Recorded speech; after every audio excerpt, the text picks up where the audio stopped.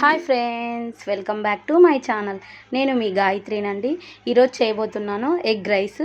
దానికి కావాల్సిన ఇంగ్రీడియంట్స్ చూసేద్దామా. ఒక ప్యాన్ పెట్టి సమ్ ఆయిల్ అండి, కొద్దిగా ఆయిల్ వేద్దాము. కొన్ని ఆనియన్స్, కొన్ని పచ్చిమిర్చి, ఒక బౌల్ రైస్ తీసుకుందామండి. ఒక బౌల్ రైస్ సరిపోతుంది. అలాగా ఫ్రై చేయాలి. ఎర్రగా అయితేనే బాగా టేస్ట్ ఉంటాయండి ఎగ్ రైస్కి. అలాగా వేగనిచ్చిన తర్వాత ఇప్పుడు కొద్దిగా కరివేపాకు వేద్దామండి.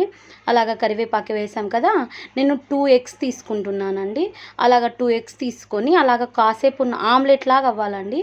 అలా అయిన తర్వాత ఇప్పుడు స్మాష్ చేసుకుందామండి. దాన్ని కలుపుదాము.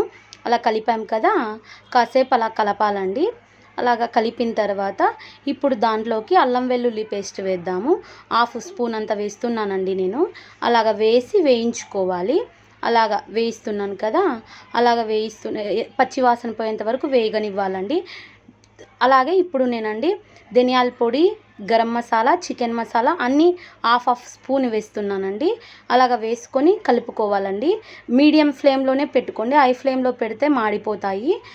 అలాగ వేయించుకోవాలండి. ఇప్పుడు నేను 1/2 స్పూన్ అంత కారం పొడి వేస్తున్నాను.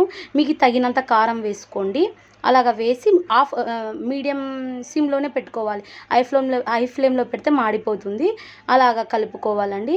కలుపుకున్న తర్వాత నేను ఒక బౌల్ రైస్ తీసుకుంటున్నానండి. ఇప్పుడు అదిగో రైస్ తీసుకుంటున్నాను కదా, అలాగ దాంట్లోకి వేసి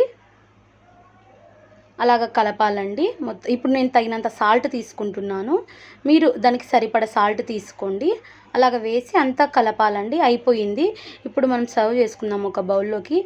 ఆనియన్ను నిమ్మకాయ రెసిపీ సూపర్ టేస్టీగా ఉంటుందండి కాంబినేషను. ఒకసారి ట్రై చేయండి ఫ్రెండ్స్ నా పద్ధతిలో. నా వీడియోస్ నచ్చినట్టయితే లైక్ చేయండి, షేర్ చేయండి, సబ్స్క్రైబ్ టు మై ఛానల్.